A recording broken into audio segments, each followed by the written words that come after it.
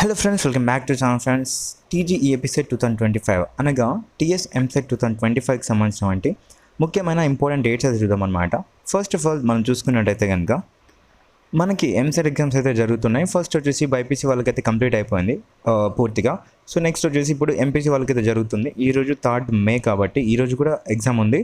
And one more day అంటే రేపు 4th May రోజున అయితే టోటల్గా తెలంగాణలో ఉన్నటువంటి EAMCET exams for both streams అంటే ఎంపీసీ వాళ్ళకైతే కంప్లీట్ అయిపోతుంది అనమాట. సో నెక్స్ట్ వచ్చేసిన స్టెప్ ఏంటి అంటే ఎప్పుడు మళ్ళీ మనకి కీ పేపర్ రిలీజ్ చేస్తారు అండ్ అలాగే మనకి ఎప్పుడు రిజల్ట్స్ అనేవి అనౌన్స్ చేస్తారు అని చెప్పేసి చాలా మందికి ఉంది. ఇక్కడ ఆల్రెడీ స్క్రోలింగ్ వస్తుంది, మీరు కనుక చూసుకోవచ్చు ఇక్కడ. సో ఫస్ట్ చూసుకోండి, ఇక్కడ చూసుకున్నట్టయితే మనకి ఆల్రెడీ 4th May రోజున అయితే వీళ్ళైతే మనకి ఏది రెస్పాన్స్ కీ పేపర్ అయితే రిలీజ్ చేస్తామని చెప్పేసి అంటున్నారు. అంటే బైపీసీ వాళ్ళకైతే 4th May రోజున రిలీజ్ చేస్తాము కీ పేపర్ అని చెప్పేసి అంటున్నారు. అదేవిధంగా 4th May రోజునే ఎంపీసీ వాళ్ళకి సంబంధించినటువంటి ఎగ్జామ్స్ అయితే కంప్లీట్ అయిపోతాయి. ఇదే రోజు ఈవినింగ్ వరకు ఎంసెట్ ఇంజనీరింగ్ స్ట్రీమ్ వాళ్ళకి కూడా కీ పేపర్ అయితే రిలీజ్ చేసే అవకాశం ఉంది. సో లేదు అంటే డెఫినెట్గా 5th May రోజున డెఫినెట్గా ఎంపీసీ వాళ్ళకి కూడా కీ పేపర్ అయితే రిలీజ్ చేశారు. సో దాని ద్వారా మీకు తెలుస్తుందన్నమాట ఎంత వస్తుంది ఏంటి అని చెప్పేసి మీరు ఒక గెస్ చేయవచ్చు అనమాట.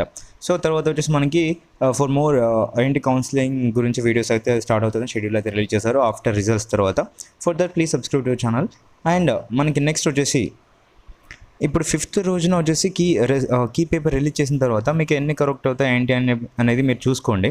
చూసుకున్న తర్వాత నెక్స్ట్ వచ్చేసి ఆబ్జెక్షన్స్ రైజ్ చేయడానికి అయితే మనకి 2 days అయితే టైం ఇస్తారనమాట. 2 days టైం ఇస్తే కనుక May 7th వరకు అయితే మనకి ఆబ్జెక్షన్స్ రైజ్ చేయడానికి అయితే వీలైతే కల్పిస్తారు. అలా 2 days అయితే పోతుంది. దీన్ని బట్టి మనం రిజల్ట్స్ ఎప్పుడు వస్తుందని చూసుకుంటే కనుక అకార్డింగ్ లాస్ట్ ఇయర్ ప్రకారం, అంతకుముందు లాస్ట్ ఇయర్ ప్రకారం చూసుకున్నట్టయితే కనుక ఈ మంత్ 11th లేదా 12th ఈ 2 daysలో డెఫినెట్గా మనకి రిజల్ట్స్ అనేవి అనౌన్స్ చేస్తారు ఫ్రెండ్స్. ఓకేనా?